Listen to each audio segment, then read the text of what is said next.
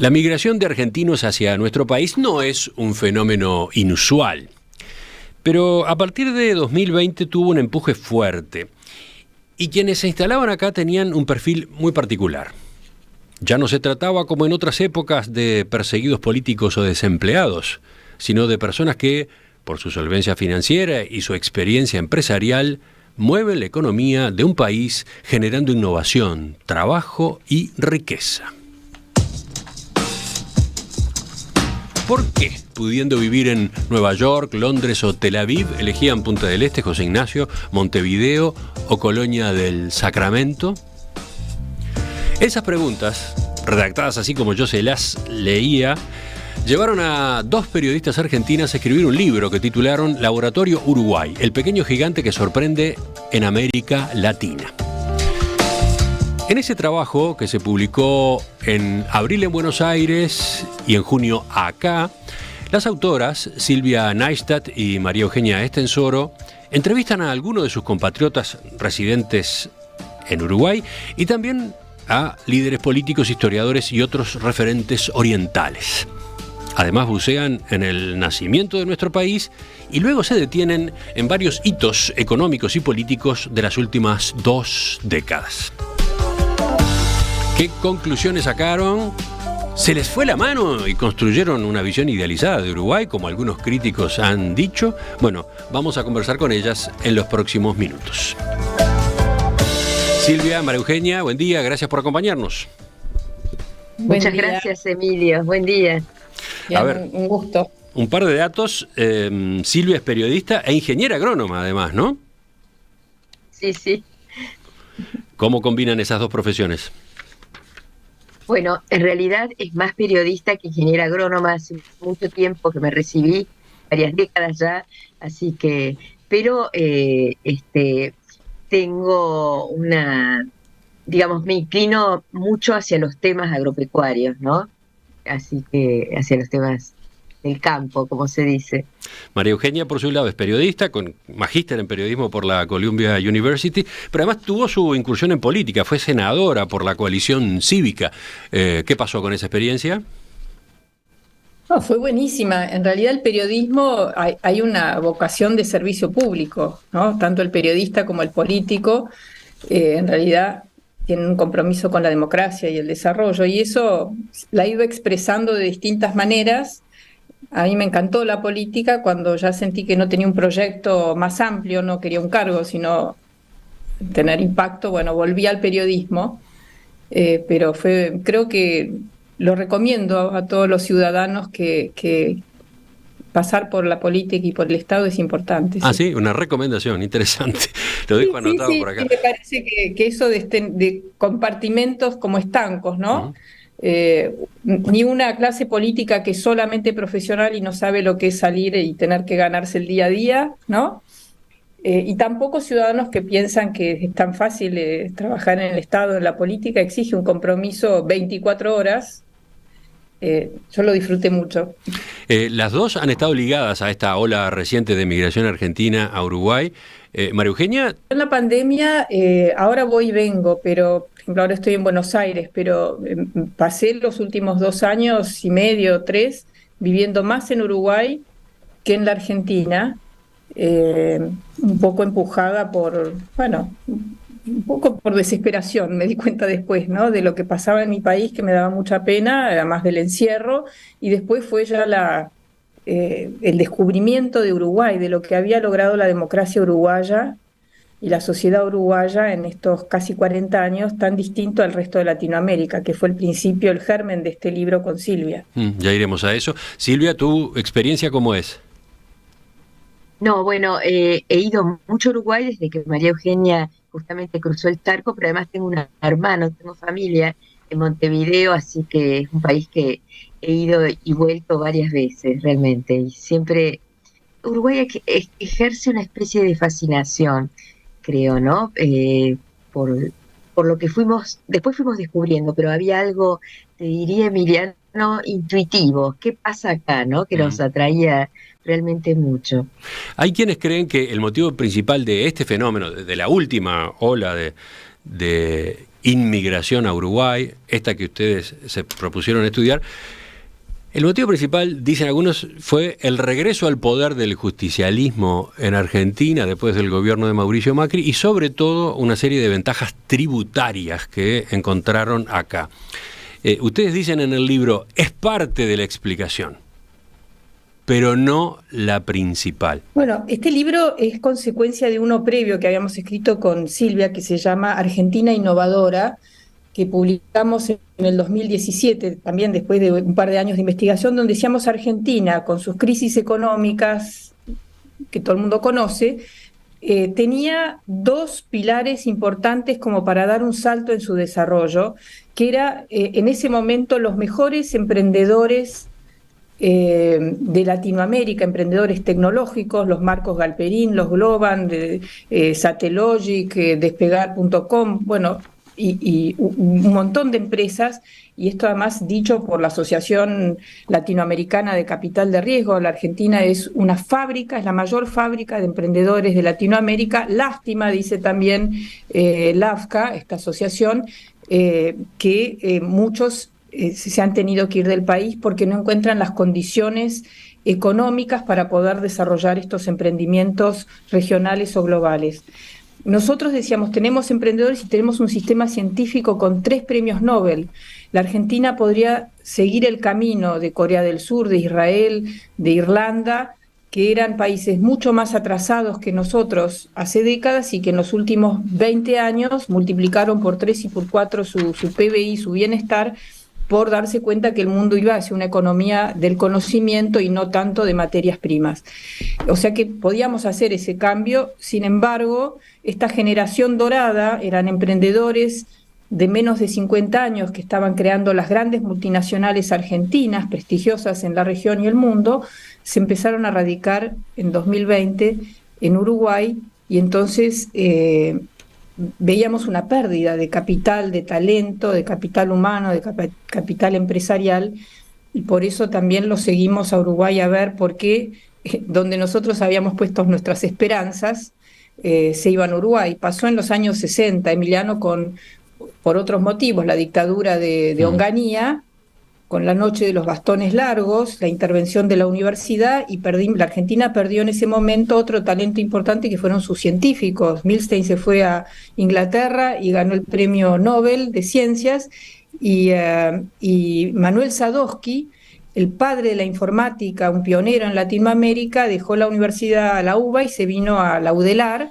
donde creó la primera carrera de informática de Latinoamérica. Solo existía en MIT, en Estados Unidos.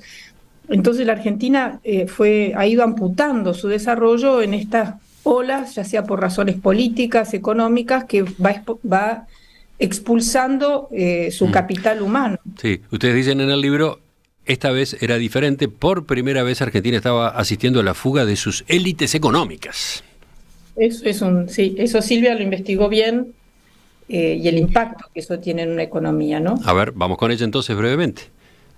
¿Cómo no? Bueno, Emiliano, esto está muy estudiado por las universidades de Estados Unidos, sobre todo en función del fenómeno venezolano. Es decir, cuando ven que el país fue abandonado por sus élites, que bueno, decidieron mudarse sobre todo a Estados Unidos. Y la Argentina por primera vez vive ese fenómeno, porque como nos contaba recién María Eugenia, es decir, la Argentina tuvo exiliados políticos. Borges decía que Uruguay había sido siempre un refugio frente a la barbarie. Recordemos ya desde la época de Juan Manuel de Rosas, todos los intelectuales que se mudaron a Uruguay, después lo que ella acaba de contar de la fuga de científicos, las clases medias empobrecidas de la Argentina, que bueno, no eligieron Uruguay, eligieron a Europa, Israel, etcétera, pero era la primera vez que la gente que toma decisiones económicas, sean dueños, altos ejecutivos de empresas, creadores de empresas, realmente se mudaban, se iban de la Argentina. Y como vos mencionabas al comienzo, fueron muchas causas. Hubo una incomodidad política por el peronismo, hubo una incomodidad en función de que muchas no podían operar. Es decir, las trabas que pone la economía argentina para la operación de empresas que son globales son enormes. Tenemos, por ejemplo, el ejemplo de Satellogic, una empresa interesantísima que está en la vanguardia, en la frontera tecnológica internacional, porque decidió crear una constelación de pequeños satélites muy económicos. Bueno, es una compañía que necesita importar gran parte de sus insumos críticos y después exportar esos satélites para que puedan ser lanzados desde distintas plataformas que no tienen ni Argentina ni Uruguay. Frente a eso tenía realmente una acumulación de impedimentos que lo impulsaron a Emiliano Cargiman, tu tocayo, a instalarse en la zona franca de Montevideo. Y hoy Uruguay produce esos satélites, ¿no? Bueno, la compañía tiene un derrotero realmente eh, muy llamativo, impresionante, admirable, porque están armando una fábrica en Holanda, etcétera, pero es es una síntesis de lo que le pasa a muchas compañías argentinas, al margen, si se quiere, de la incomodidad política que muchos han sufrido. El caso de Marcos Galperín, ¿no? Mercado Libre es la empresa más valiosa de América Latina, sus balances viven sorprendiendo a Wall Street. Sin embargo, él decidió irse, te diría, después de que en Argentina, bueno, tuviese que sufrir una serie de impedimentos, bloqueos por parte del sindicato a sus operaciones, maltrato por parte del partido justicialista, del oficialismo. Bueno, fue a vivir a Uruguay y no es menor el lugar donde estas personas eligen para vivir. Pongo puntos suspensivos allí. Ustedes dicen que la palabra que animó este trabajo fue futuro. El horizonte que guió la investigación fue el futuro de Uruguay, el futuro de Argentina, incluso el futuro de América Latina. A ver, primero les propongo ir por acá. ¿Pueden explicar esto mejor? Por ejemplo, recién cuando antes de empezar la entrevista estaban promocionando que pronto viene el Día de la Nostalgia. La noche, ¿no? De la nostalgia. La noche de la nostalgia. A nosotros nos hace gracia que celebren el día de la previa a la independencia con la nostalgia, mirando para atrás. Y tanto los rioplatenses somos muy nostálgicos. Y tenemos una gran dificultad. Hay una canción lindísima de Drexler, la marqué acá cuando vi ¿no? Que dice: vengo de un prado vacío, un país con el nombre de un río, un Edén olvidado, un campo al costado del mar, pocos caminos abiertos, todos los ojos en el aeropuerto, unos años dorados, un pueblo habituado a añorar. Nosotros creemos que el Uruguay ha cambiado, ese Uruguay de hace 20 años, cuando Drexler escribió esa canción, no es el mismo, no es ese Edén olvidado al costado del mar, ni tampoco la cantidad de uruguayos que se iban del país. Eso se ha revertido en las últimas décadas, es un gran logro de Uruguay, y más bien ahora hay muchos argentinos, venezolanos, cubanos, europeos, brasileros, chilenos que se están instalando en Uruguay. Pero lo que nos falta, tanto en Uruguay, donde decimos muchas loas, pero no hay una visión de dónde queremos estar en 20, 30 años. Uruguay tiene el gran logro que tiene el PBI per cápita de $17.000 por habitante, que es el más alto, el doble casi de Argentina, mucho más alto de Brasil, más del doble, y de México, los gigantes. Pero si uno pregunta cómo va a hacer para duplicarlo y lograr el nivel de vida de Irlanda o hablemos de Corea del Sur, que tenía un ingreso de $100 por habitante en 1950. No hay una estrategia, Emiliano, en nuestros países de decir a dónde queremos estar en 20 años. ¿Por qué Latinoamérica? Un continente rico en recursos naturales, en cultura, en educación, en talento humano. ¿Por qué no hay ningún país desarrollado? Es como Macondo, ¿no? El progreso nos pasa de largo, en el siglo XX nos pasó de largo, incluso Argentina y Uruguay, que éramos los países más desarrollados hace 100 años. ¿Por qué vamos a seguir como viendo cómo lidiamos con el día a día y no hay una visión, una ambición, ¿no? Queremos ser primeros en fútbol, eso sí, pero en otras cosas es como que hemos perdido ese deseo. Y este libro tiene que ver... Y ahí hacen otra pregunta ustedes, ¿no? Hacen otra pregunta a propósito de esta corriente migratoria. Página 19. ¿Será como el aluvión de científicos rusos que llegó a Israel después de la caída de la Unión Soviética? Ellos contribuyeron a que ese pequeño país perdido en el desierto se convirtiera en una potencia tecnológica. pasó Israel de exportar básicamente naranjas y flores a ser una startup nation, ¿no? El país de las startups. ¿Ocurrirá lo mismo con Uruguay? Esa es una inquietud que ustedes tienen, ¿no?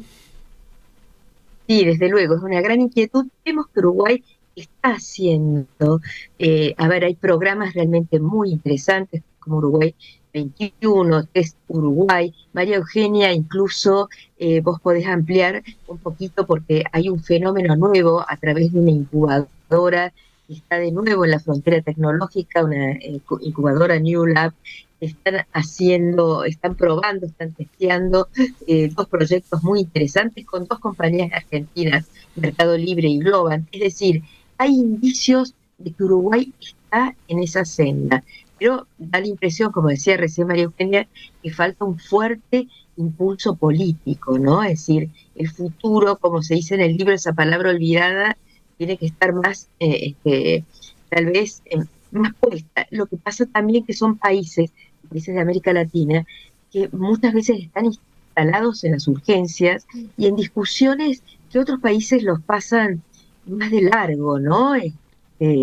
Discusiones, qué sé yo, reforma jubilatoria, o sea, discusiones que por ahí traban muchas veces, problemas con los paros en la educación, etcétera, que traban muchas veces el desarrollo de estos países.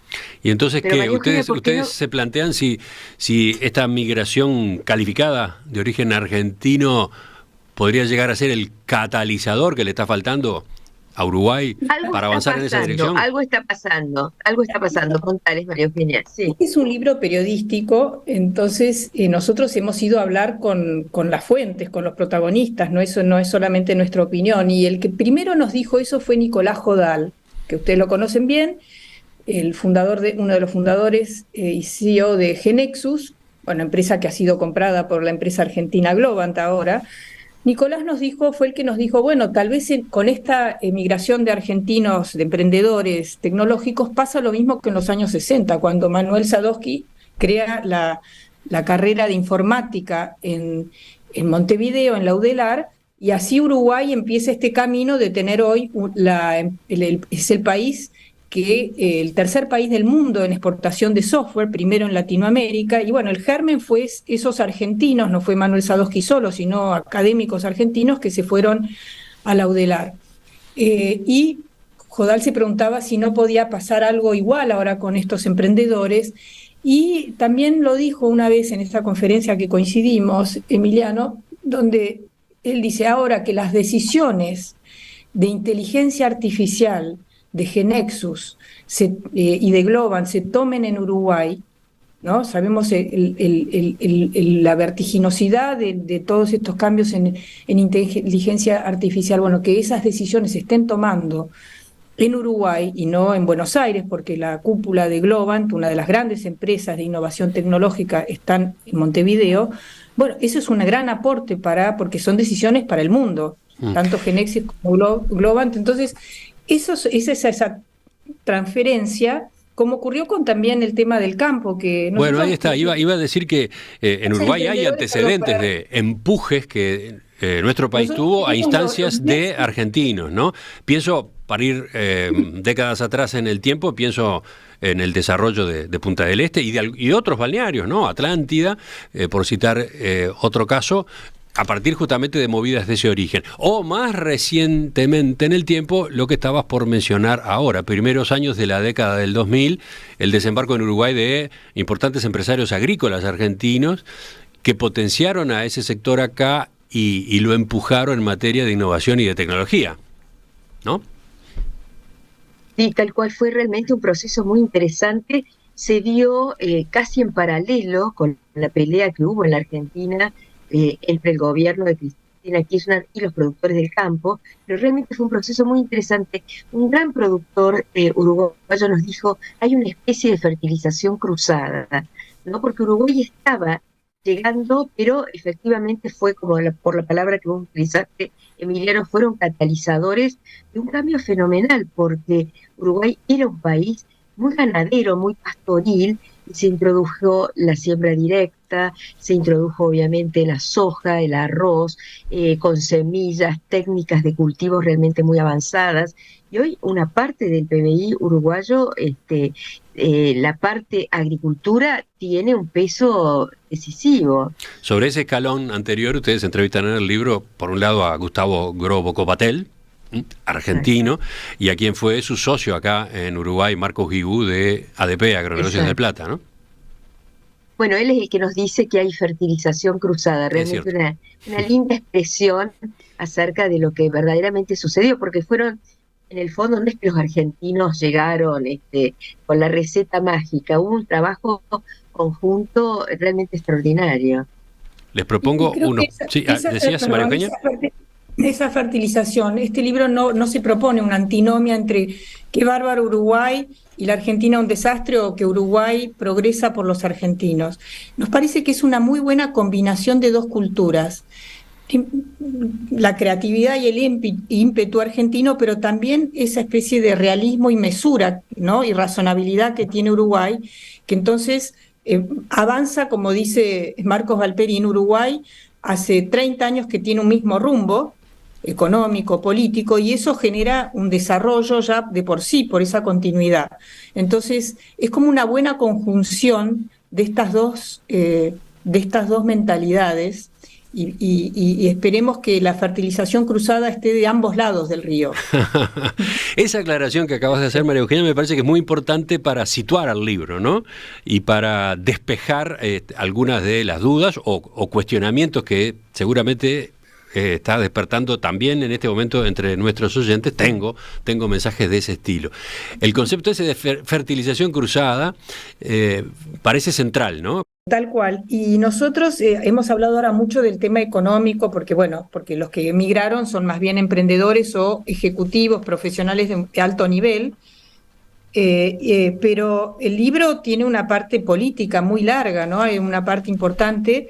Nosotros tratamos de desentrañar estas claves de por qué en el Uruguay, que hoy es un faro, hoy que estamos hablando de faros, es un faro en el mundo. Vivimos en un momento de crisis de las democracias. Vemos lo que está pasando en Estados Unidos, que es inconcebible que haya un candidato a presidente, que ya fue presidente, intentó desconocer el resultado electoral y tomar por la fuerza el Capitolio. Bueno, en el mundo hay una crisis de las democracias, y Uruguay se ve como un lugar increíble donde los partidos políticos tienen diferencias sustanciales, como el tema de la jubilación que hablaban hace un rato, pero todo se define a través de los procesos institucionales, con respeto y sin tirar de la cuerda más de lo necesario, y eso creemos que es lo que le ha dado a las instituciones uruguayas, y que están por cumplir 40 años desde el restablecimiento democrático, esta confianza inusual que tienen los uruguayos en su democracia. Latinobarómetro señala que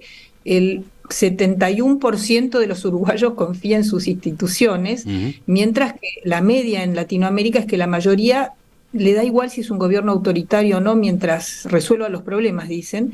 Entonces, por eso también creemos que Uruguay está en mejores condiciones de dar un salto en su desarrollo económico, pero la base es esas decisiones políticas y también económicas que tomaron, porque el Frente Amplio no decidió ir como en Venezuela, o como querría parte del peronismo kirchnerista, ir hacia un modelo estadocéntrico, anticapitalista, antiimperialista. Esas cosas, esas ideas de los años 70, no son las que se están discutiendo, o populistas en Uruguay, ¿no? Varios historiadores o expertos nos dijeron el populismo que está tan en boga en Latinoamérica, de personalismos, y también en Estados Unidos, en Europa, no es algo que haya echado raíces en Uruguay. Eso es también interesante. Justamente, enseguida, en la segunda parte de la entrevista, vamos a profundizar en esos valores, en esas características salientes e importantes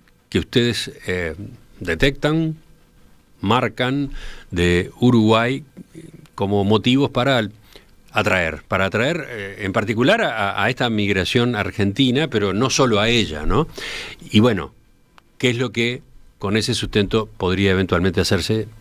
Es lo que vemos enseguida. Ya retomamos en perspectiva la entrevista con las periodistas argentinas Silvia Neistat y María Eugenia Estensoro, autoras del libro Laboratorio Uruguay, el pequeño gigante que sorprende en Latinoamérica. Laboratorio Uruguay, el pequeño gigante que sorprende en Latinoamérica. Ese es el título de un libro escrito por dos periodistas argentinas a partir de una pregunta. ¿Por qué tantos compatriotas de ellas, emprendedores tecnológicos, profesionales con muy buenos empleos y dueños de poderosos grupos económicos, dejaban su país y se venían a vivir de este lado del río? Este trabajo ha dado mucho que hablar, en especial acá. Por eso, ya 2 meses después de su edición en Montevideo, estamos conversando con las dos autoras, Silvia Neistat y María Eugenia Estensoro. Estábamos llegando a la respuesta a la pregunta principal, fuimos aproximándonos. Y ahí les consulto, el libro está dividido en capítulos, ¿no? Laboratorio de democracia, laboratorio de estabilidad económica, laboratorio de innovación. Allí, en esos 3 rubros es que están las claves, principalmente es ahí, ¿eso es lo que ustedes comprueban? Mira, Emiliano, sí, en realidad son 3 partes del libro, justamente la estabilidad democrática de Uruguay, esto que realmente es una especie de faro, para utilizar la palabra que habían utilizado ustedes previamente, en términos de calidad democrática, de estabilidad, que además eso sí derrama hacia lo que es la estabilidad económica del Uruguay, que realmente es muy interesante. Y después, cuando nos planteamos el tema de la innovación, es en función de, bueno, si Uruguay realmente va a poder desarrollar un proyecto hacia futuro. Pero hay algo que nos sorprendió mucho en este libro, que es un libro coral, con muchas voces, porque, como te decía antes, María Eugenia, es un libro periodístico, donde hemos consultado fuentes uruguayas, argentinas, historiadores, protagonistas, empresarios, políticos, expresidentes, el presidente, etcétera. Y hay algo que es muy distintivo de Uruguay. Es un país donde no existe el gobierno de las corporaciones, como en muchos otros países de América Latina. No es un... a ver, y eso es muy interesante tal vez desde el principio, ¿no? Desde la separación entre la Iglesia y el Estado, que ha sido tan firme, y es uno de los pocos países en América Latina que lo hizo. Es decir, no hay un espíritu corporativo, y hay partidos que son profundamente democráticos, estos partidos políticos que son los más longevos del mundo, y el Frente Amplio, más reciente en la historia, creo que tiene 50 años de historia ya, el Frente un poquito más, pero también expresan una izquierda democrática que le han dado una continuidad al país que realmente es sorprendente en el contexto de la región en la cual se ubica Uruguay. No sé, María Eugenia. Sí, creo que conviene resaltar esto, ¿no? Cómo ustedes ponen un acento allí, en esa característica de la democracia uruguaya. A ver, María Eugenia. Sí, bueno, el nombre Laboratorio Uruguay salió de haber leído ¿cómo se llama? Espera, se me fue el nombre. Arzúa Real el gran Arzúa. Sí, el ensayo, Carlos Real de Azúa. Y que él ya hablaba del laboratorio del mundo, utopía, todos los apodos que le habían puesto a Uruguay a principios del siglo XX por esta democracia directa, por haber sancionado el divorcio a sola voluntad de la mujer, la separación total de la Iglesia y del Estado, las leyes laborales, los plebiscitos y referéndum. Entonces ya ustedes tienen, y después lo que nos han explicado, que ustedes hablan de república y no de nación o patria en general, y república refiere a un sistema de gobierno que es la división de poderes, el respeto a la pluralidad, los derechos humanos. La nación es un concepto más nacionalista y a veces ligado a los militares y a la Iglesia. Entonces, y esto de que ustedes son una república de iguales, muy horizontal, nos decía Gerardo Caetano, donde no se no gustan los privilegios, no hay ese poder tan corporativo porque los privilegios, al menos esto es lo que nos dicen, lo que nosotros hemos también palpado, ¿no? Este tema de los privilegios, de la corrupción, que hay una sociedad que censura eso. Y en la pandemia, que esto era otra de las razones por las cuales pusimos el foco, fue cuando Uruguay había desarrollado sus tests para el COVID y testeaba masivamente a la población. El sistema científico en la persona de Gonzalo Moratorio había desarrollado estos tests y todo el mundo se testeaba y tuvieron un sistema de vacunación sin vacunatorios VIP ni ninguna cosa que se le parezca. Y nos pasó, esta es una linda anécdota, que un día en marzo del 2021 Marcos Galperín pone en su cuenta de Twitter: gracias Uruguay, hoy me llegaron los 2 turnos de la vacuna contra el COVID, por la aplicación oficial. En la Argentina no había vacunaciones todavía, ni turnos. Al día siguiente yo fui a la tienda inglesa de Solanas y el cuidacoches se me acerca y me dice: oye, estoy tan contento. Y le digo: sí, ¿por qué? Porque me llegó el turno para las 2 vacunas por la aplicación oficial en mi celular. Y yo pensamos con Silvia, cuando le comenté, qué maravilla un país donde uno de los hombres más ricos de Latinoamérica y un humilde cuidacoches reciben el mismo trato. Y nos pareció que es una metáfora, un símbolo de Uruguay, esa cosa de la igualdad, que obviamente no es perfecta, pero en el contexto del mundo y de Latinoamérica, que es el subcontinente Latinoamérica más desigual del mundo, esta vocación uruguaya que la han podido mantener de igualdad y, bueno, los índices de Gini, etcétera, yo creo que es el basamento para poder pensar en un proyecto que incluya a todos y esperemos con mayor desarrollo, porque los problemas que ve la sociedad es porque no se crece al ritmo que crecen los países desarrollados. Y no hay ninguna razón para no hacerlo. Después resaltan la estabilidad económica, recorriendo además una serie de episodios y testimonios que ustedes mismas recogieron a partir de entrevistas, ¿no? ¿Podemos abundar allí? ¿Dónde está lo principal? Bueno, Emiliano, ustedes sufrieron una crisis en el año 2002 realmente tremenda. Hubo una fuga de depósitos inmensa, quebraron 4 bancos privados de los más grandes,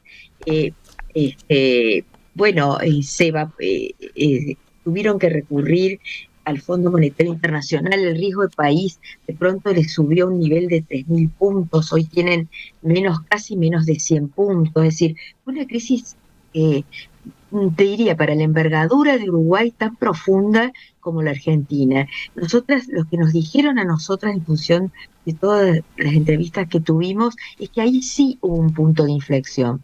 Es que hasta ese momento los uruguayos no tenían ninguna perspectiva de futuro. Muchos uruguayos se iban del país, esta famosa pintada cerca del aeropuerto, el último que apague la luz, ¿no? Porque los jóvenes se iban del país, y ahí hubo un punto de inflexión en el sentido de que el presidente Valle, muy acompañado por la oposición, por los sindicatos, decide no declarar el default, o sea, decide recurrir a su amigo Bush para que dé un préstamo puente, recurre al Fondo Monetario Internacional. Sí, sí. La clave acá fue fueron procesos absolutamente paralelos con Argentina, ¿no? Porque recordemos que la crisis bancaria se desata acá a partir de un contagio de Argentina. Es de la Argentina. Tenía el sistema bancario uruguayo sus propias debilidades, pero el detonador vino de Argentina.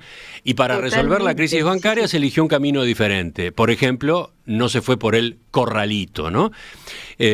Sí, se terminó cumpliendo con los depositantes de una manera extendida, etcétera, pero se cumplió. Y por otro lado, a continuación vino el problema de la deuda, que Argentina resolvió disponiendo que no se pagaba, declarando el default, y Uruguay se empeñó por no ir por ese lado, sino al revés, con un compromiso escalonado y con acuerdos voluntarios con los acreedores, terminar pagando, ¿no?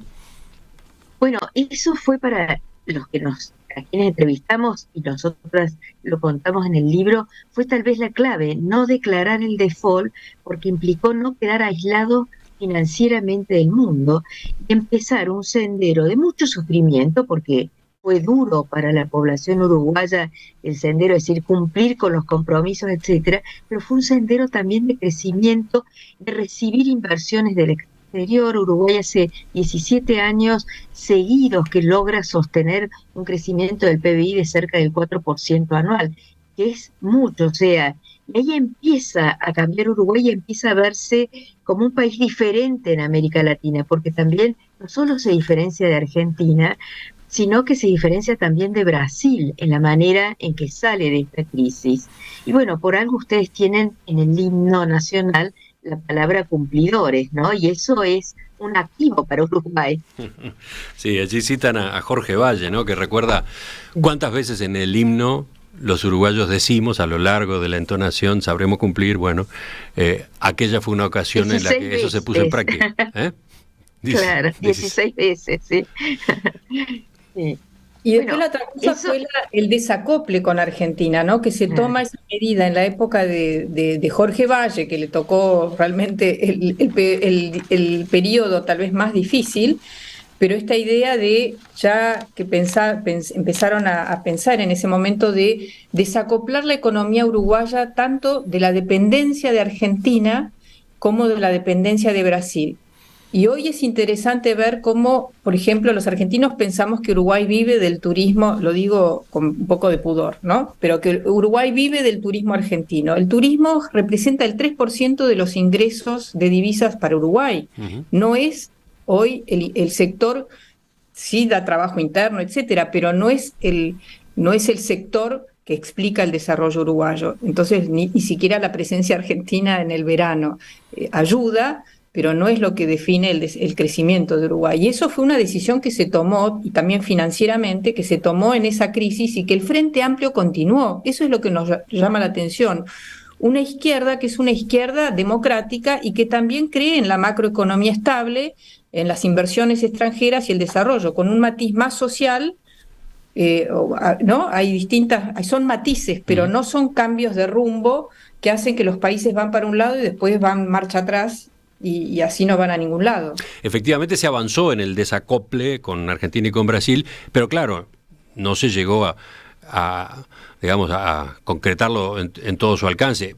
Vaya si lo estamos sintiendo en estos últimos meses, ¿no?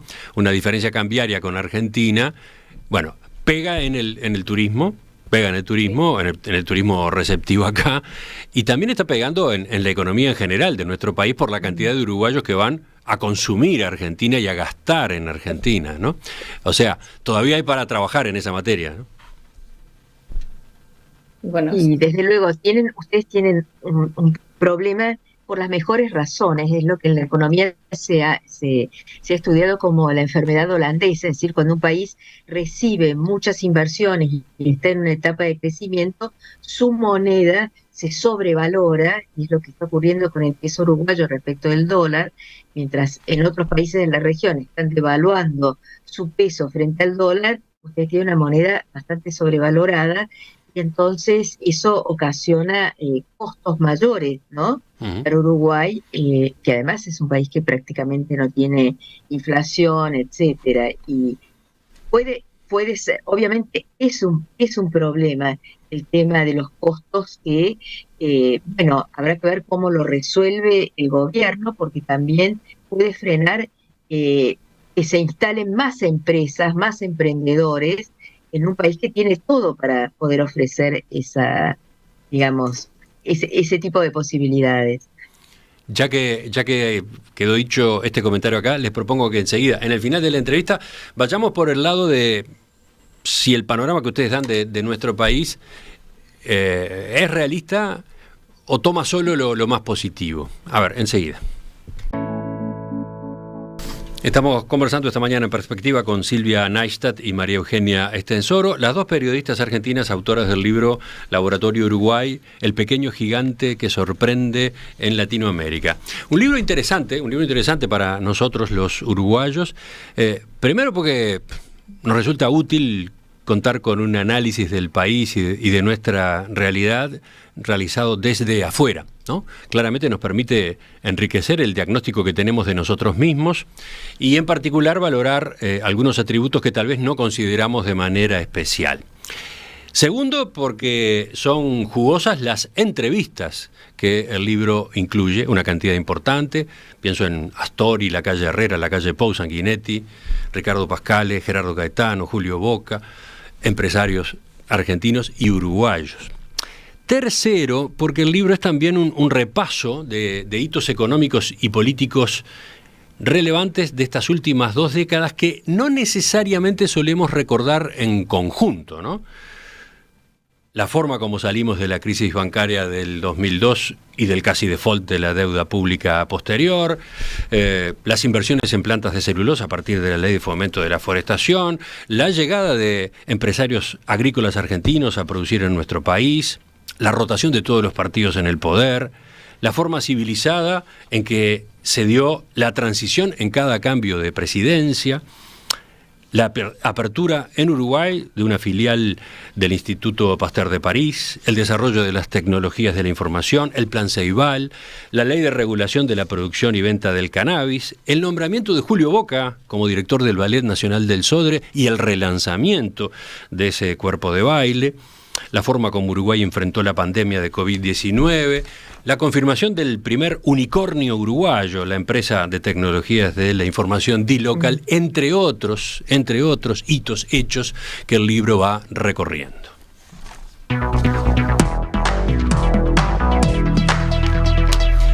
Ahora, María Eugenia, Silvia, vamos a la pregunta que está planteada desde el arranque. ¿No se le fue la mano? ¿No pintan una imagen excesivamente edulcorada de Uruguay? Algo ya contestaron, pero me gustaría que profundizaran en esa explicación. Mira, creo que los logros de Uruguay son notables. Incluso el New York Times hizo una nota, ¿no? Hace el año pasado muy elogiosa de Uruguay. Está de moda Uruguay, no solamente nuestra visión, sino que en el mundo se lo considera como este oasis democrático, también ecológico, ¿no? Por el 100% de la matriz energética es renovable y ahora están por la segunda transición energética. Bueno, un montón de logros que llaman la atención. Lo que sí nosotros señalamos, ya hablamos de un punto, esta sobrevaloración de la moneda que hace que el costo en dólares de Uruguay es muy alto. Eso puede ser un freno al desarrollo. Y el otro problema que tienen muy serio es el de la educación. En la medida de que el 60%, eso es lo que nos han dicho, ¿no?, de los jóvenes no termina el secundario, es un país que no está preparando, como lo hizo hace 100 años, a sus jóvenes para esta cuarta revolución industrial en la que estamos inmersos en el planeta y que Latinoamérica no se puede aislar, tiene que preparar al conjunto de la población, no solamente las élites, los que por su coeficiente intelectual o por su nivel socioeconómico de las familias puede participar, sino que justamente la educación pública es la que permite preparar a la población para este desafío gigantesco que es pasar de una economía más de materias primas y manual a una economía basada en el conocimiento. Y si los jóvenes no terminan el secundario, obviamente no van a poder acceder a esos trabajos. Y lo que nos así como elogiamos a los partidos uruguayos, nos sorprende que el Frente Amplio, con 15 años en el gobierno y cercano a los sindicatos de la educación, no hubiera hecho estas reformas, lo mismo que la jubilatoria que ahora se está discutiendo. Estas reformas de fondo a veces son más fáciles desde la izquierda, y que el Frente Amplio no se haya metido con eso y que también trabe un poco esos cambios que son necesarios. Si Uruguay no resuelve el tema de la educación, eso se ve, perdón que me extienda, pero así como nos llama la atención el 9% de índice de pobreza, que es bajísimo para Latinoamérica, donde la media es el 40 o el 50, el 20% de los niños en Uruguay vive en contextos de pobreza. y entonces si no se mejora la educación pública en los sectores justamente más necesitados, se puede ampliar esa tasa, ¿no? Así que nosotros vemos que ese es el gran talón de Aquiles. Así como la educación permitió que Uruguay y Argentina se desarrollaran tempranamente, porque nuestros países, en la figura de Varela y de Sarmiento, se dieron cuenta de a dónde iba la primera revolución industrial del siglo XIX y prepararon a la población y a sus democracias para ello. No lo estamos haciendo ahora, Emiliano, y ese va a ser un gran impedimento, y hay que tomar decisiones radicales, no pueden ser graduales, porque el mundo está en cambios exponenciales, no graduales. El libro no se pasa de rosca, ¿eh? El libro efectivamente incluye todos estos matices, aclaro para los oyentes. Quizás, claro, el titular, el propio título del libro o algunas de las reseñas apuntaron a una parte de los destaques, pero el libro anota estos debes. Por ejemplo, incluso aparecen en entrevistas, dos economistas de posiciones políticas diferentes, como Danilo Astori y Ricardo Pascale, señalan y lamentan que Uruguay está peleado con el futuro, ¿no? Lo cito, por ejemplo, a Astori: algo que nos cuesta mucho a los uruguayos es pensar a largo plazo, somos enfermos de cortoplacismo, siempre nos concentramos en el efecto inmediato. Esta, para ustedes, ya la citaron hace un rato, esta es una asignatura pendiente, seria, importante, ¿no? Bueno, justamente Ricardo Pascale nos hace la pregunta él se formula la pregunta, dice: ¿qué sostiene el desarrollo económico en un mundo caracterizado por la escasez de recursos?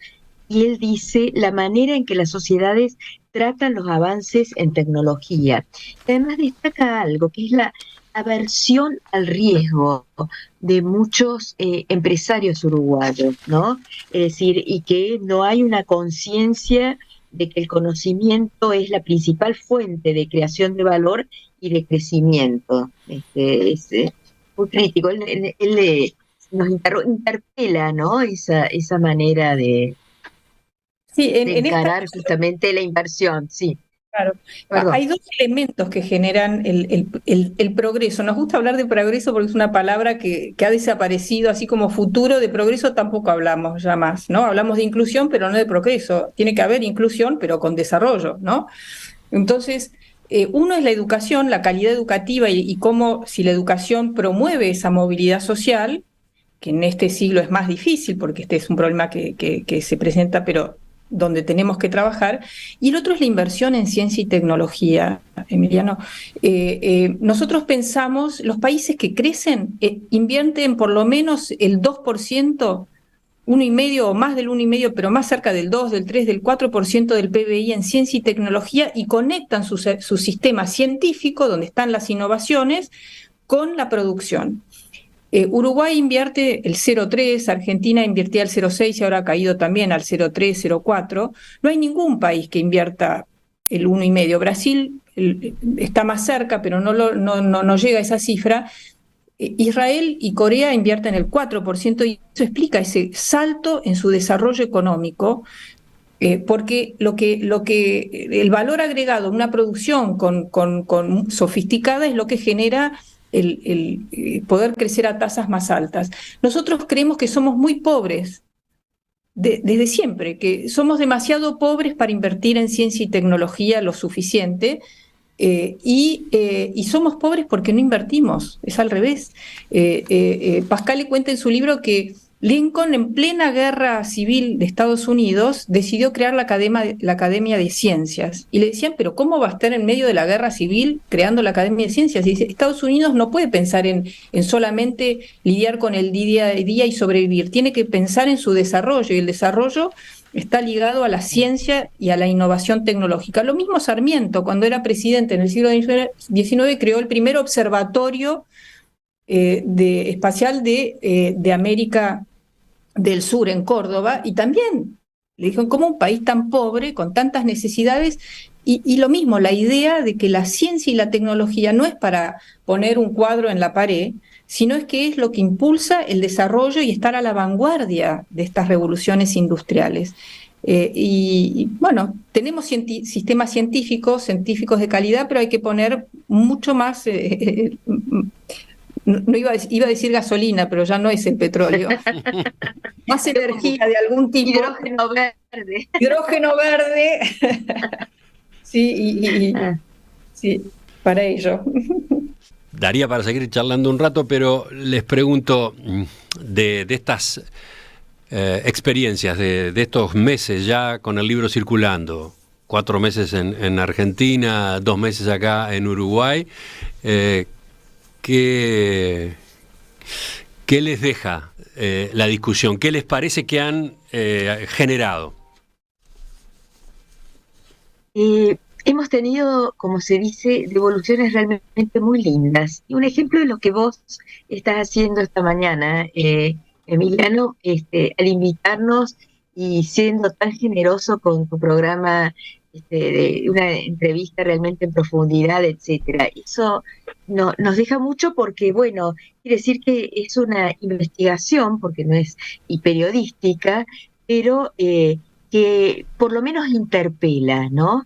En el sentido que antes había dicho María Eugenia, no se trata de poner un país contra otro, sino de ver qué puede aprender un país del otro. Así como ellos, los uruguayos, ustedes en realidad, han aprendido de científicos, innovadores, empresarios, productores de la Argentina, nosotras pensamos, y eso me parece que todavía es algo que está pendiente en la Argentina, que sería muy interesante que el libro pueda, aunque sea, asomarse a la agenda política, ¿no?